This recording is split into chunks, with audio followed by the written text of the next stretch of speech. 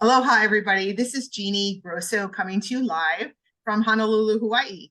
And today I'm really excited about today's call. We have a special guest, which is my friend for at least a decade and business partner, Sharla Land. And today's topic is going to be a little bit of an interview of Sharla and how to avoid hospice and palliative care. So I'm going to be interviewing Sharla today because she spent 20 years in the field as an RN and specializing in palliative care and hospice care. So I'm going to ask Sharla a few questions about herself first and her career and what brought you to this career. Absolutely. Thank you so much for having me on today, Jeannie. Thank you. I'm very honored. And so a little bit about myself. I'm an RN. I've been a nurse actually for about 22 years, 23 years. I'm probably dating myself a little bit. And I started off in the nursing realm because I watched my mother being a nurse and seeing all of the people that she was dealing with on a day-in-and-day basis. I just came into, God gave me some of those similar gifts of compassion and wanting to really help others. And so I naturally kind of landed into the nursing field. But through my journeys as a nurse, as a mother, and in a constant search for the most healthy ways and best protocols to come into and be the healthiest person I could be, I really had lots of questions about what I was taught as I was raised and educated through the typical system. And I really have loved the field of nursing, but began to realize that it's really a sickness or sick system and on more levels than one, right? So as I got into nursing and really my path kind of led into a hospice realm. Prior to that, I had experience in the dementia field. Alzheimer's is my subspecialty. And then congestive heart failure and COPD is another one of my areas of specialty. But as I was going more into nursing and learning more about the field and about the functions of the body, I really became very hungry for more knowledge above and beyond what the medical system taught us, right? So I really didn't know early on in my career how much I didn't know. And so what led me down this path is actually you, Jeannie, who I met about 11 or 12 years ago when Gabriel was 2 or 3 years old, and you introduced me to a whole other realm of being able to be in preventative and healthcare and nutrition maintenance. And really, my journey kind of began in wanting and desiring to be a healthy weight so that I felt good and that I could have more effect and impact on my patients' health. And that just led me down a series of, I guess some people call them rabbit holes, but really opening up and expounding the truth about our health and really that the medical system is failing us. So that's kind of where I began my journey, really, is about 10 years ago. I would say that would be about 13 to 15 years into my nursing career when I really began to realize that this isn't right. Something's wrong. Why do we keep slapping a pill on a symptom or a problem and not getting to the root cause? So that's what kind of began my journey. And I've been loving it ever since. It actually got me on an anti-aging journey. And then the excitement about what I was learning, I couldn't help it spill over and begin to go back into the realm of nursing with all this gained wisdom and knowledge, right? And being able to really effectively teach my patients and families about the best health modalities and the things that they could adopt to impact their health and their quality of life. I remember when we first met, and we actually met at church, which was really interesting in itself. And I was in a pretty rough situation at the time too. And you just brought so much light and love and compassion. It was one of the first things I noticed about you. I thought, I need to be more like her. I mean, she really has compassion for people. And I remember one of the first question I asked you was, of all the nursing that you could have chose, you could have gone into aesthetics and, and done, beauty nursing and anti-aging medicine nursing. Why did you choose hospice nursing and palliative care? And also, can you explain to everybody what that actually is? Because I wouldn't have known what hospice was. I didn't know what palliative care was until when I was 21, my father died suddenly of heart failure. And that was shocking because he was only 62 years old and he was on medication, but he had a very healthy lifestyle. I mean, we had a garden, we made our own food, he rode his bike, we worked, we did family trips and stuff, but he was hiding my mom's dementia. So my mom was only 58 years old, and then her disease progressed really pretty rapidly, but I don't know because I was only 21 years old. So I wasn't in this field back then. But what I did notice was we ended up, before she went into a nursing home, we had a nurse, right? So that was, I don't know that it was even called palliative care or anything at that point, but that was the very first experience I ever had with that type of nursing. So eventually she went into a nursing home or an assisted living first, and then it progressed. And then she went into a nursing home specific for Alzheimer's patients. And that's where she died. So she lived until 72 years old. So I went through, my life with this perspective from the medical field, saying that it's hereditary, you're going to experience that. So when I decided I'm not going to take that particular word over my life, and that's when I became in the natural health and healing field.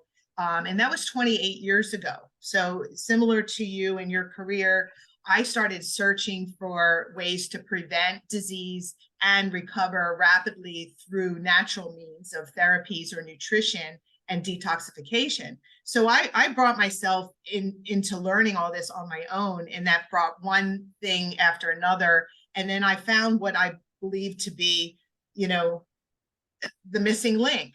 And that was basically diet, lifestyle changes, nutrition, and detoxification were a must.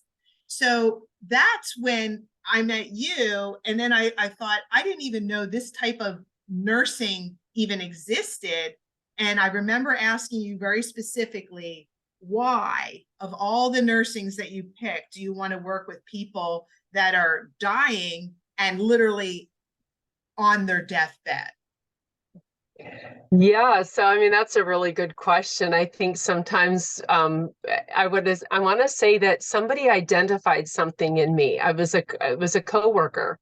She was a fellow nurse, and we were working on the floor together. And I had always been working. Actually, I worked my way up as a nurse's aide, and then I went to I was an LPN for about 9 years, and then went on to be an RN. But we were working together on the floor, and we were kind of expressed a little frustration. And she said, I just love your demeanor with the patients and families. And have you ever thought about hospice? And I never had. I never even thought that hospice could even utilize an LPN. I was an LPN, a licensed practical nurse at the time. So I kind of jumped right in by her recommendation. And I want to back up to say that I always had a passion and compassion for our elderly.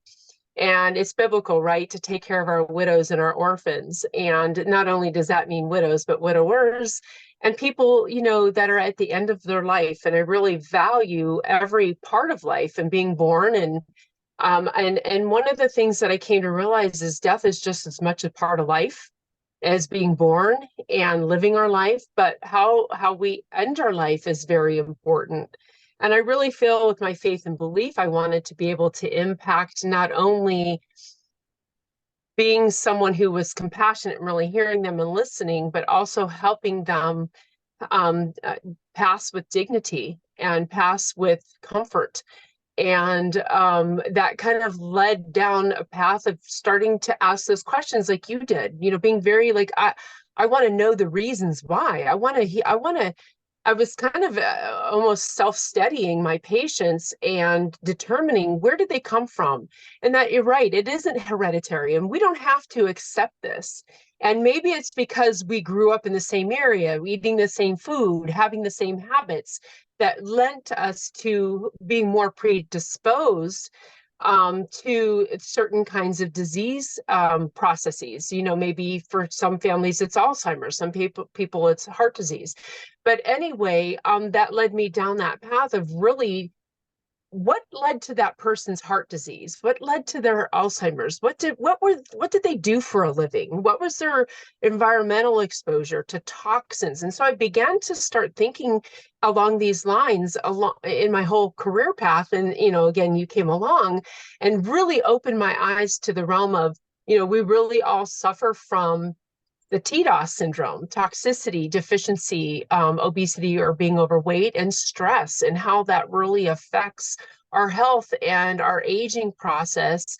And what can we do to really put a halt to that, or to help slow that process of diseases that maybe we were prone to, and toxins that we're exposed to that can make a difference in our life and avoid coming onto hospice and palliative. And you asked a question earlier about what is hospice, what is palliative care? And really palliative care is comfort and symptom management. And it's for very chronically ill people who have chronic illness such as heart disease, chronic obstructive pulmonary disease, nutritional deficiencies. We have a lot of people that are on for protein calorie malnutrition. That's a diagnosis, ICD-10 diagnosis that a Medicare will allow. So you wonder, why did this person become protein deficient? How did they lose all this weight and body mass? And come down to find out that in all diseases across the board, no matter what it is, it's a glutathione deficiency. And when you shared this with me, before I could even really pop a video and look at what you had told me, just because of your excitement and what your studies and your path down the health path really came to light of really what happens and why are we broken down. And we're broken down because of the toxicity, because of nutritional deficiencies, because of stress, because we're overweight and we're just consuming chemicals and we're not eating the right foods. So what can we do immediately? This is something when you shared with me a little about coming on 2 years, right? That glutathione was really the key. And when they did studies of the COVID patients, that when they did autopsies on patients who passed of COVID, what was that? The findings were that these people had zero glutathione levels. So for me, it really began me thinking about every other disease process, and does that actually lead, and do we find that people have glutathione deficiency? And sure enough, PubMed.gov, they have over 180,000 studies done on glutathione. Here, where maybe, which is our master antioxidant, compared to vitamin C, where maybe there's only 70,000 studies or so done on vitamin C. So as I started down this hole, I started to see testimonials and people with progressive neurologic diseases, Parkinson's, ALS, which is another name for that is Lou Gehrig's disease, people with heart disease, people with breathing issues were starting to really improve with the simple supplementation of glutathione. And it has, again, has to be the right form.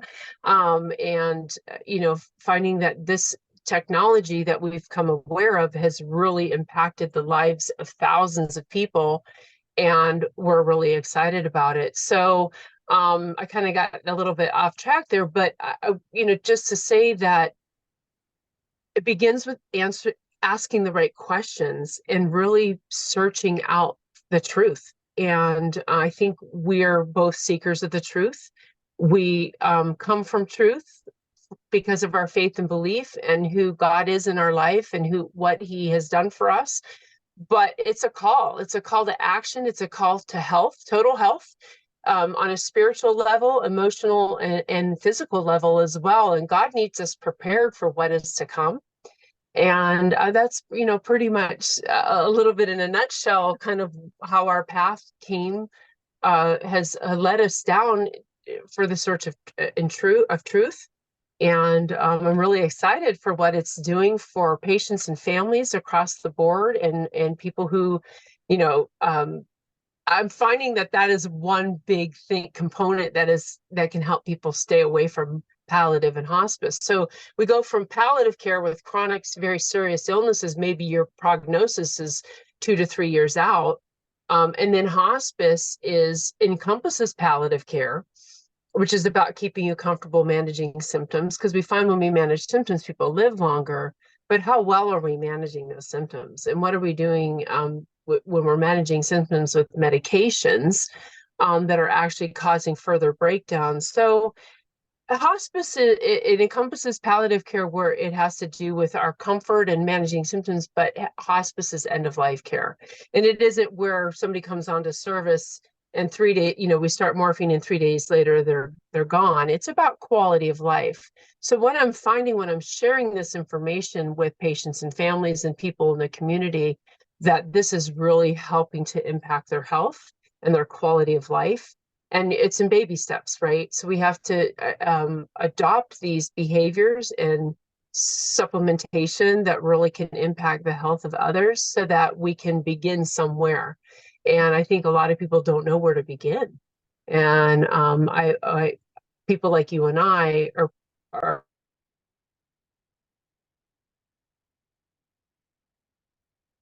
We lost your voice.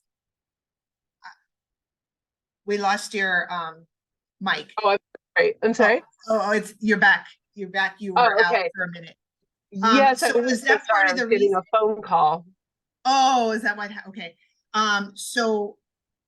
Is that part of the reason why you merged back from hospice to palliative care, because you had an opportunity maybe to make a difference? Yes, absolutely.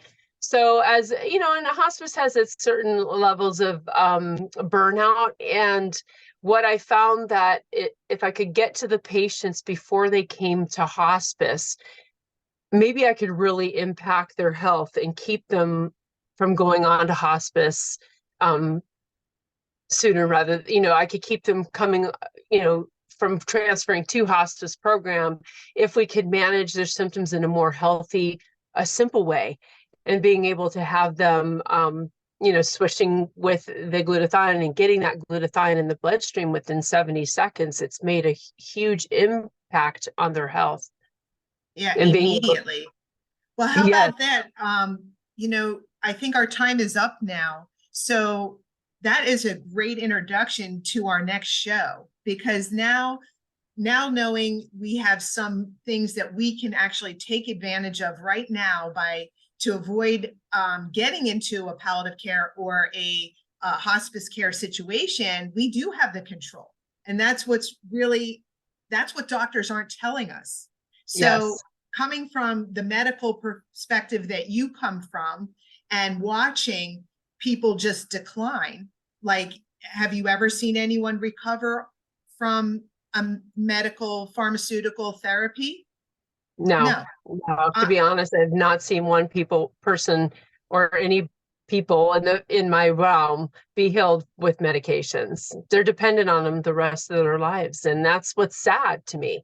We're part of a broken system that isn't about wellness. They're about sickness, and if they keep us sick on a certain level, we'll continue to buy the pharmaceuticals, we'll continue to buy the meds. Well, why aren't we teaching them what is the heart of what's the problem and the root cause? So yeah, That's absolutely. We key, can getting go to into the the root. next one is root cause. Yep, absolutely. So that's what we'll make the topic of our next show is the root cause of all disease and how to recover quicker through injuries. So Yes. stay tuned for our next show. Thank you for joining us and Yes, thank you for see you having next me. time. Okay. Aloha. Aloha.